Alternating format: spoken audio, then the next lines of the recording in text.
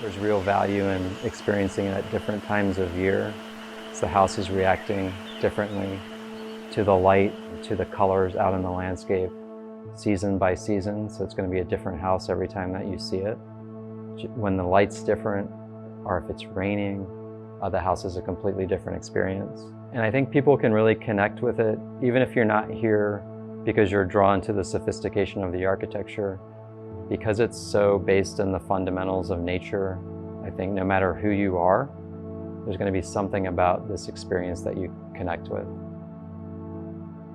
My name's Justin Gunther. I'm the director here at Fallingwater, which is located in Mill Run, Pennsylvania, in southwestern Pennsylvania. Fallingwater was designed by the American architect Frank Lloyd Wright, and he really sought out to revolutionize every building topology throughout the course of his career, trying to find solutions for modern living. So with Fallingwater, he kind of reinvented what we think of as a house, kind of reinvented what churches look like for America and for the world. He based all of his ideas in the fundamentals of nature. Through his architecture, tried to harmonize the built environment with the natural environment through what he called an organic architecture. So basing the design, the colors, the motifs of his buildings on nature's forms and principles. The clients for Frank Lloyd Wright for Fallingwater were the Kaufmans. The Kaufman family owned Pittsburgh's largest department store. And it was a family of three: Edgar Kaufman Sr., his wife Lillian Kaufman, and their adult son, Edgar Kaufman Jr. And they had known about this landscape for a long time. Originally, in the late 1800s, there was a Victorian summer camp here that was built by a group of masons out of Pittsburgh. If you know Pittsburgh in the late 1800s, early 1900s, it was the steel city, so lots of smog and pollution. So people escaped from Pittsburgh to come out to the mountains for some fresh air. So the Kaufmans learned of the camp and started leasing it as a retreat from Pittsburgh for the employees of the department store. In the 1930s, they ended up buying the camp from the Masons and then started thinking about the idea of having a more formal retreat house here, a more formal weekend house. And at that time, Edgar Kaufman Jr., the son, was also trying to figure out what he wanted to do with his life. He was in his 20s, and he really didn't want to spend his career in the family business and was much more interested in the arts. A friend of his had recommended that he read Frank Lloyd Wright's newly published An Autobiography, which was published in 1932. Edgar Kaufman Jr. fell in love with this idea of organic architecture, of architecture inspired by nature, because the family loved nature and loved being in nature. So he sought out Frank Lloyd Wright. Frank Lloyd Wright had just established an apprenticeship program at Taliesin. Edgar Kaufman Jr. applied to that apprenticeship program. And of course, Frank Lloyd Wright, knowing who the Kaufmans were, could sniff out a good potential client. So Edgar Kaufman Jr. had no problem getting accepted into the apprenticeship program. And he spent about 6 months at Taliesin learning under Frank Lloyd Wright. And while he was there, Mom and Dad came to visit, also kind of got enamored with Wright's ideas of organic architecture. So Frank Lloyd Wright was chosen by the family to realize that dream of a formal weekend house here at Bear Run. So it really is the son that brings Wright into the Kaufman universe and then starts a lifetime relationship with the architect. Wright was invited, obviously, after they decided he was going to design the house. Wright was invited to come out and visit the site. And the Kaufmans thought that they were going to have a house that was looking at the falls. And then, of course, Wright had different ideas. He thought that if you put the most dramatic part of a landscape in your view constantly, that it would become something that's tiresome. You would just become used to it, and it wouldn't have the drama and effect of it. As if you were forced out into the landscape to see it, then it would always have an impact. So Wright envisioned this idea of putting the house over top of the waterfall rather than looking at it, so that the family was constantly living with the falls rather than just seeing it off in the distance. Because the boulder behind me that makes the hearth of the fireplace was the family's favorite sunbathing boulder and picnicking boulder by the falls, it becomes the symbolic heart of the house. The fire is always that place of gather in the heart of the home.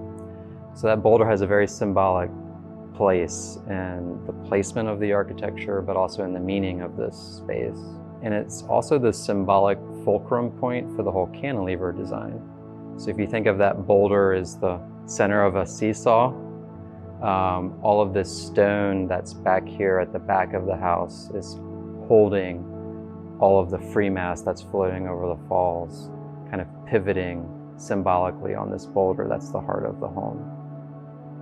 The design work for the project started in 1935. Construction started in December of 1936, and then the family started using the main house here by the end of 1937.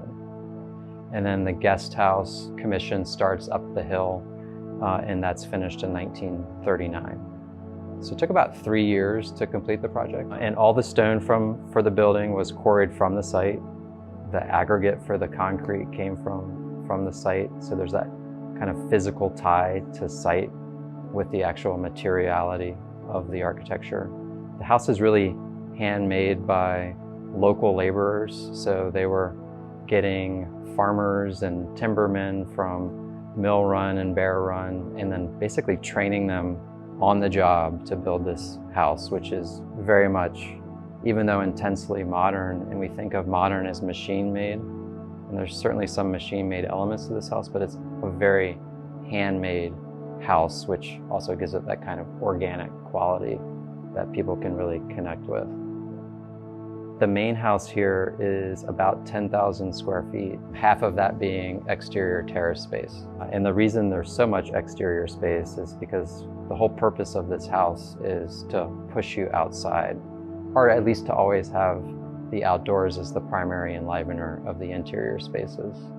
So really the internal rooms just serve as antechambers to the terraces that are outside, which is really where Wright wants you to be to enjoy nature. The siting of the house, he uses the line of the waterfall as the drafting line, and then sets his 30, 60, 90 degree triangle on that drafting line, and gives the house the perfect southwestern exposure in the landscape over the falls. So it's this kind of perfect marriage of site, dramatic waterfall feature, this kind of fantasy architecture of a floating house over top of it, kind of merging into this new composition that's otherworldly and awe-inspiring. And now one cannot live without the other. The waterfall can't live without the house, and the house can't live without the waterfall. On cross axes in this room, the four elements of the universe come together and cross in the middle of this space. So on axis is earth. You enter the house at earth, and then you're drawn on cross axis to air out that terrace. And then on the other cross axis, fire at the hearth to the steps to the stream that go down to water. So you have the four elements converging in the middle of Fallingwater, creating this timeless experience of place. So the Kaufman family, they also had a conservation mindset. So in addition to buying the original camp landscape, they were committed to buying additional parcels of land and conserving that land to allow the forest to regenerate.